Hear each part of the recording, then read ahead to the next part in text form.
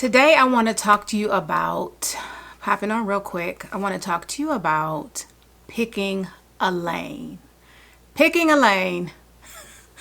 Stop being a jack of all trades because it leads to you being a master of none. And this is something that I've had to come to terms with myself here recently about really having my hands in way too many pots. So I am at my desk working on curriculum. I'm really excited about it actually because I don't know if anybody else who's in training and development or you've worked on anything, it doesn't have to be training development, where you're trying to figure out, say you're even doing a home project or something like that, and you're trying to figure out like your next steps, like you conceptualize the project, you know what you want, you know what the end result should be, but it's the mapping it out that gets you, caught up. And so I've been working on my curriculum for some time now. And so once I conceptualize it and I do, outline everything, and then I, do the research on it, and then it comes to putting it together, it always takes me a little minute to get my bearings. If you've been following me and you've been watching, I think I did a live on, getting started and what I do. So you can check that out on my channel. It's in the learning and development playlist, or maybe it's in the live. But anywho, I talk about how it takes me so much time to get started and to figure out what I want to do and, put everything into place. And so I kind of get stuck. I know this is going to sound crazy. I get stuck on aesthetics. So it has to look a certain way, like my formatting has to be together before I can really start plotting in content. And so you'll see me occasionally looking down and around because I have two monitors in front of me. I've got my cell phone. So I'm going to be working while I talk to you all because it's been a minute since we've been together. And it's because I've been head down, tunnel vision, cranking things out, getting things done. And that leads me now to my subject, being a jack of all trades and master of none. I've had my hands in so many pots that I cannot complete one thing. It's just one of me. If I could just duplicate myself, that would be great. I'm not at a place where, I'm scaling up or I'm adding, employees or anything of that nature. Right now, it's just me. And I am just, I've made a decision, a concerted effort to finish something from start to finish before I start something else. I have notes all over my desk. I have like 3 notebooks of ideas, things that come to me. It's like I'm bombarded with ideas all day long, every single day. And so I just jot things down in a notebook so I don't lose it, right? So I have it, but if I get excited about something, I might be like, "Ooh, let me stop and pivot and do this," or something else has got my attention. Let me pivot to that. And that's just not going to work. That doesn't work for me. And I'm going to tell you why it shouldn't work for you. When you do that, nothing gets completed. And certainly if you do complete it, nothing has your undivided attention.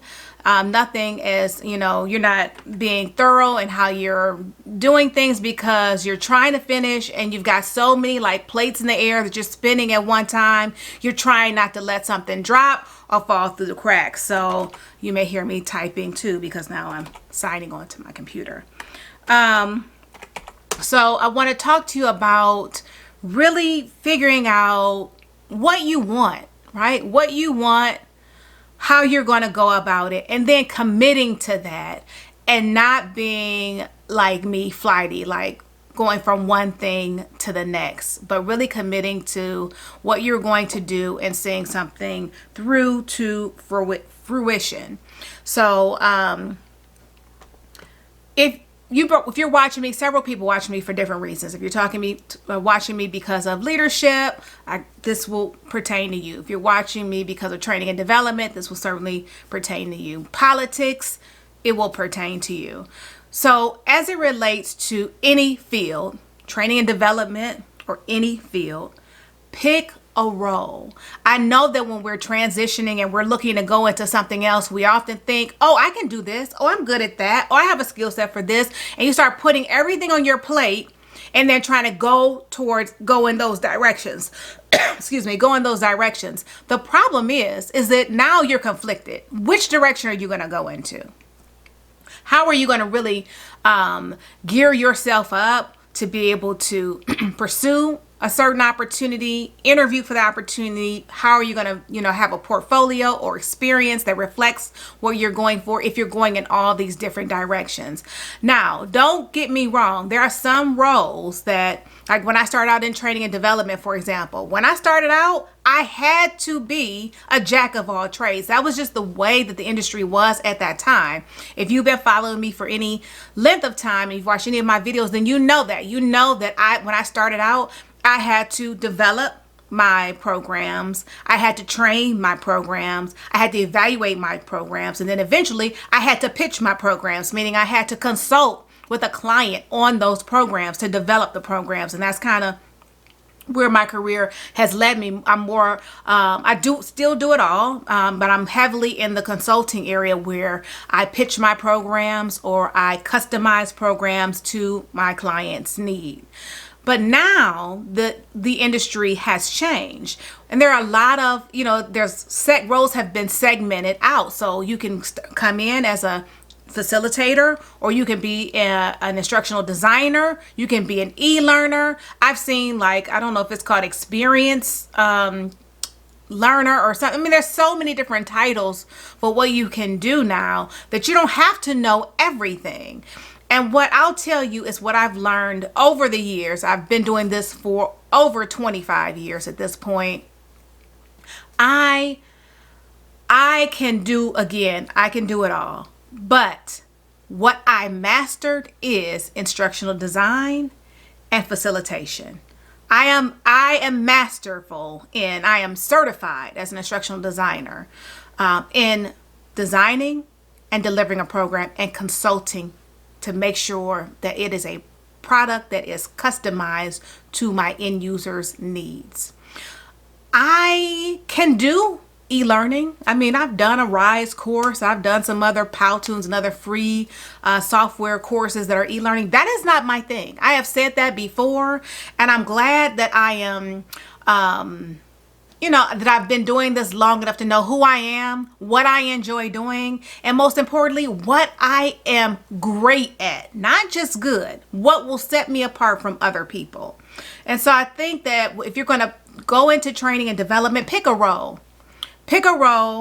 Look at the job description to see what, people are looking for as it relates to the experience and the things that you'll be doing on the job and all those things. And I've got a couple videos on my channel about that, about, how to look at what careers are in training and development, what roles, how to look at job descriptions, all of that I've already done. So I'm not going to rehash it here now, but those things are available to you to look at and see what it is that you gravitate to, what your skill sets are aligned for. And if you want to be a facilitator, then be a great facilitator. Master that. Master your presentation style. If you're great at making connections with people, if you're great at, giving examples and teaching and coaching, that might be something that really, really works and resonates with you, and that you will be a standout candidate for, and that you will be happy in that role. But don't try to be everything. Don't try to become an instructional designer who can facilitate, who does e-learning. Pick a lane. Pick a lane and then take that path.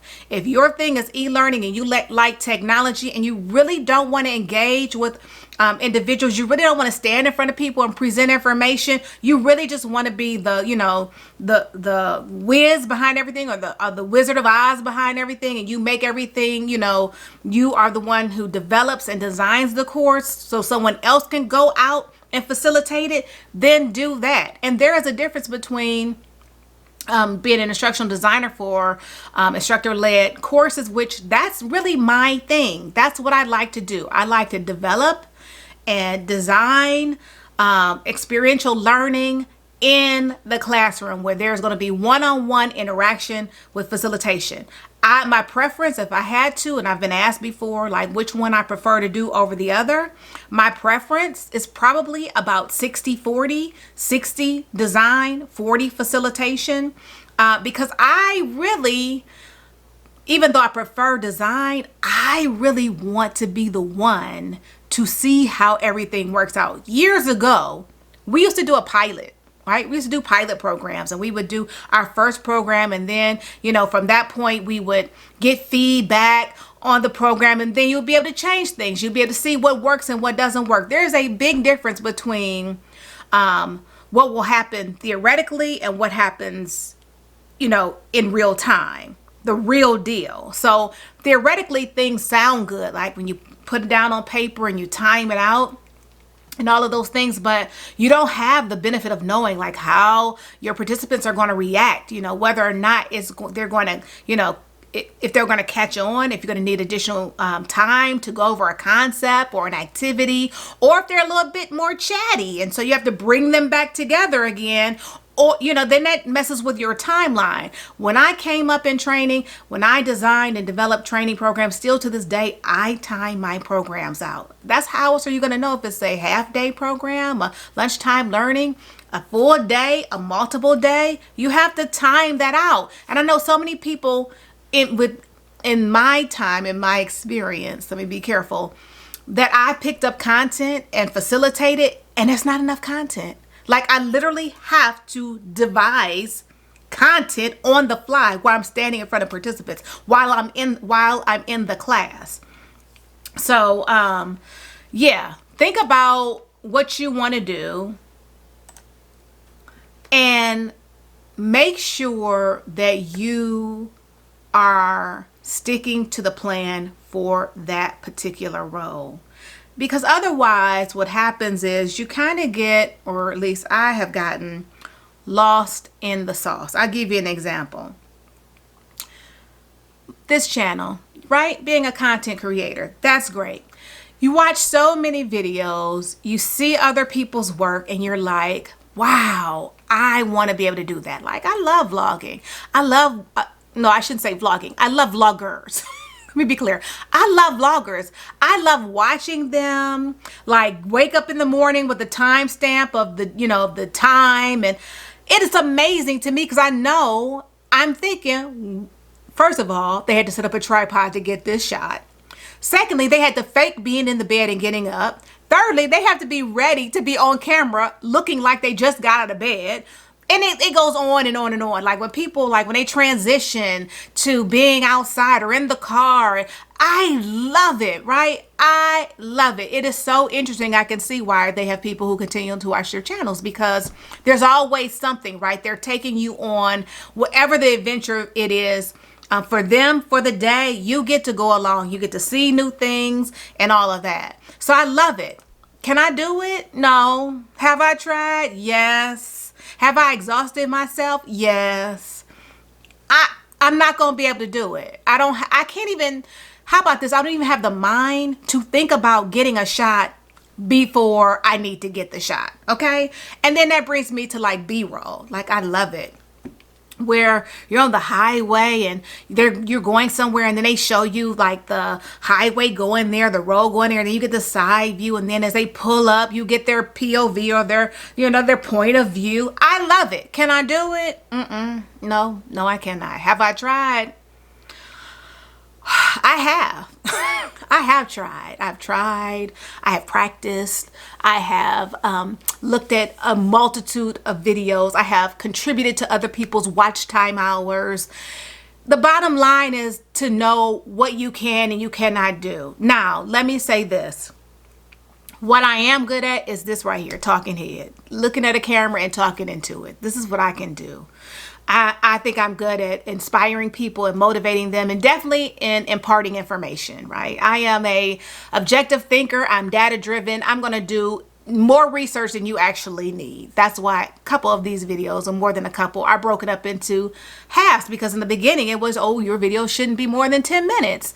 So then I was like cutting things up because I'd be on here running my mouth for like 30 minutes. So talking to a camera, that's something I can do. Editing, I do just enough to be dangerous, right? I do just enough to get by, just enough for you to have something to view.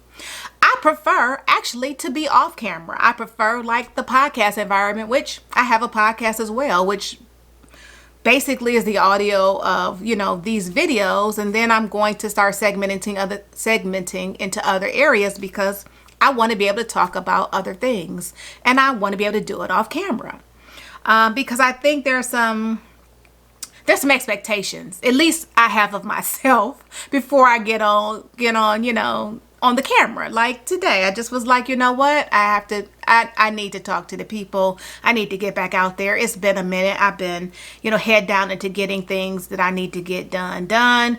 And it is what it is, right? This is just Jennifer. This is what it is today.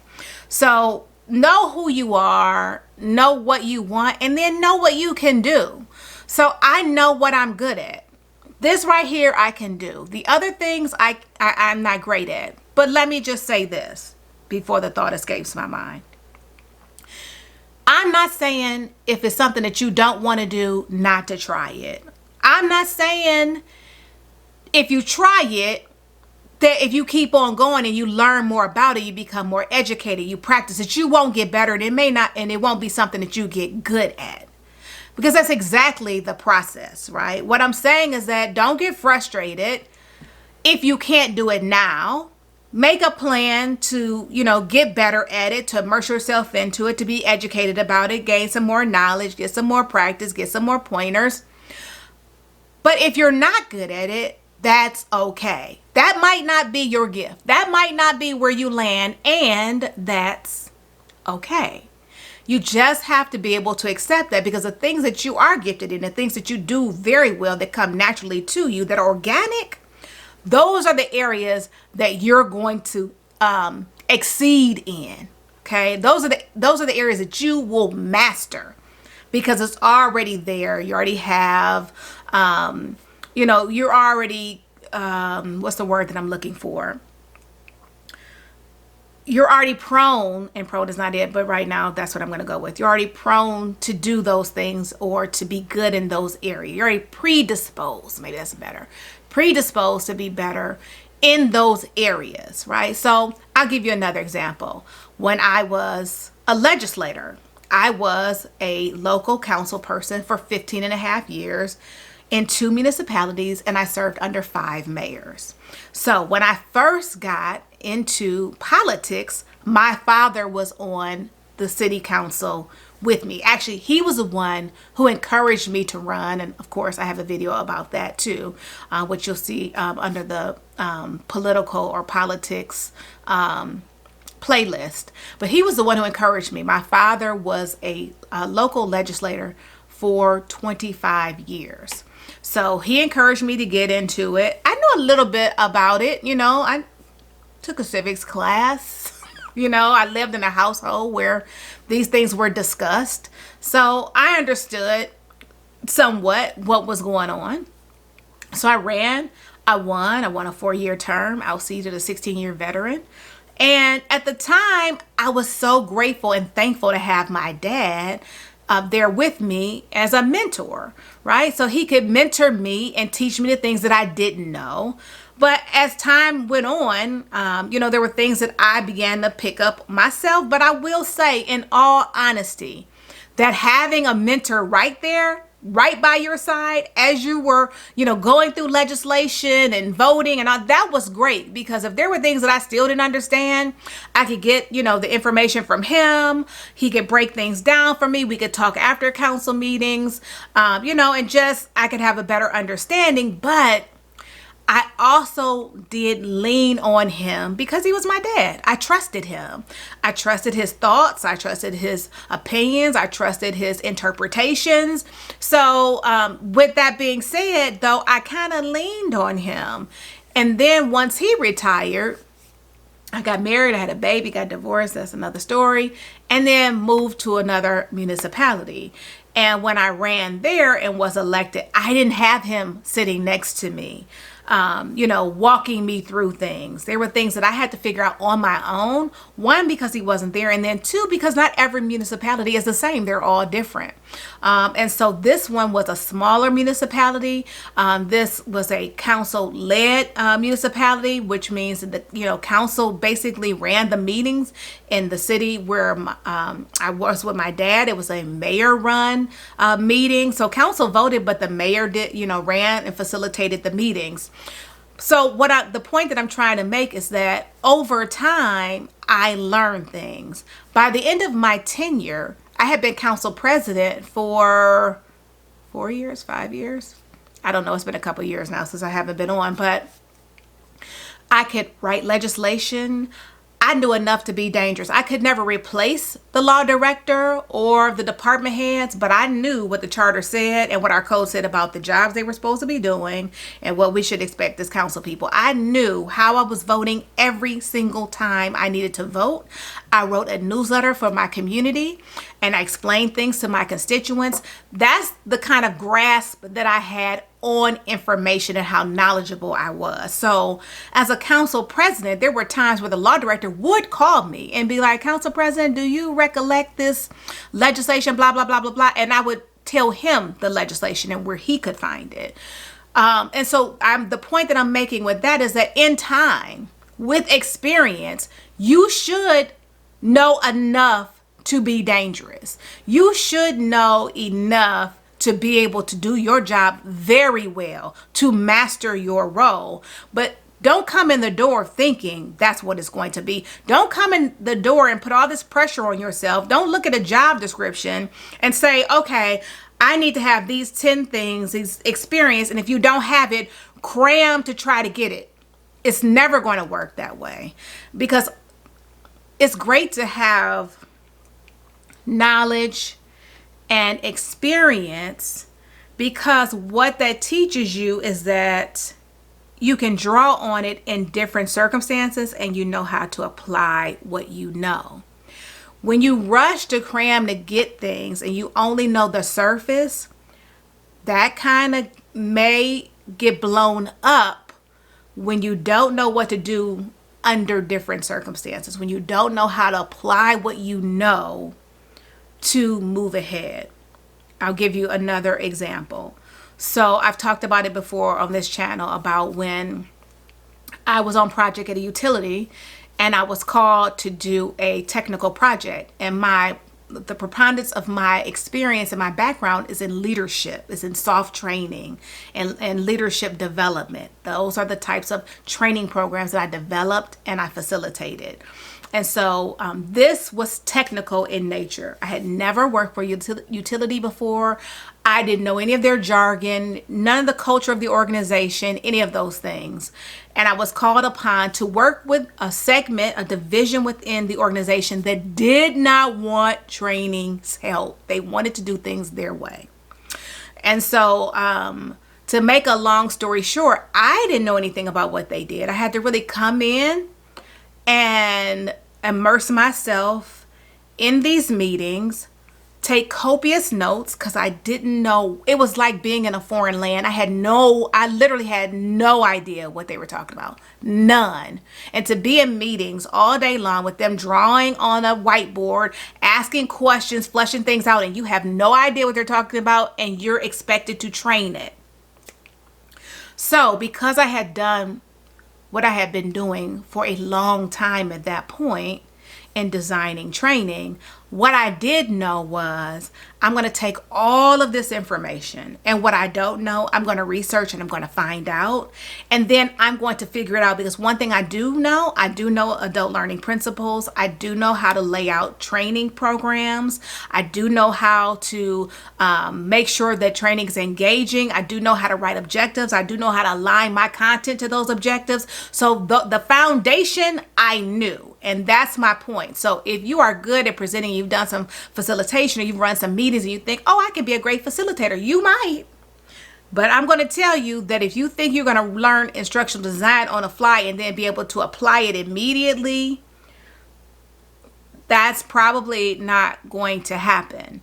What I will say is that there are a lot of organizations that will, if you're honest about your skill set, even the ones that I've been to, let me put it that way, and I think a lot of them are this way, are more than willing to help you through the trying times, help you figure it out, help you bridge the gap, get you the resources that you need to get it done.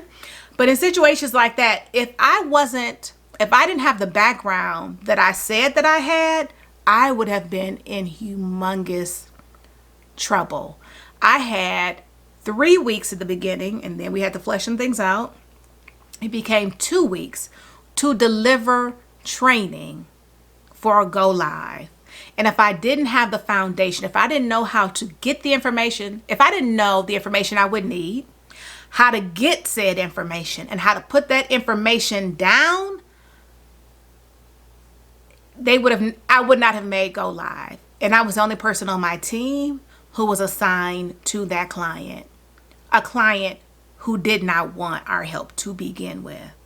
That would have been a catastrophe.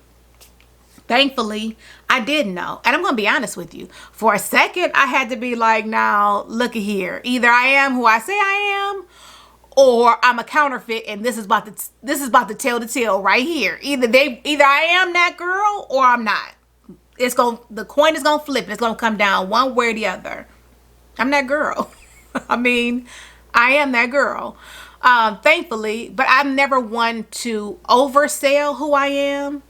But I don't undersell who I am either. So I know, like I told you before, e-learning is really not my thing. I'm not going to go out and learn every version of Articulate that comes out. I'm not going to figure out the difference between Articulate and Captivate. I'm not going to do all of that. Many of the clients that I have worked for or worked with, it sounds good and they may want bits and pieces, but what they bring me in for is the instructor-led, oftentimes enterprise-wide training events.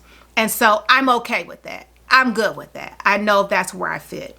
So what I want to encourage you to do, my computer is up. I got to get back to this curriculum and I'll tell you a little bit more about this. I'm so super excited about it. I'm so super excited that I have committed and I am staying the course. As I just want you to pick a lane, whatever it is that you're doing.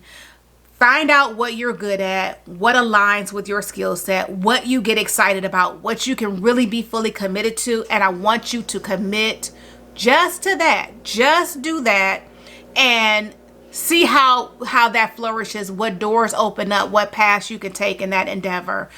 Be a master. Forget about just being good. Let's try to be great. Okay, if you like this video, go ahead and give me a thumbs up. Don't forget to subscribe to hear more content like this. If there's something that you want me to talk about, now is a great time to put that down in the comment section so I can come on here and I'll do some question and answers. I know I talked about earlier doing live. Let's just say that my internet service doesn't want to really work with me in that capacity. So again, I'm not going to be a jack of all trades. I know what I'm good at and I know what I can get accomplished. So if there's some things you want me to talk about, then please leave them in the comments and I will see you in my next video.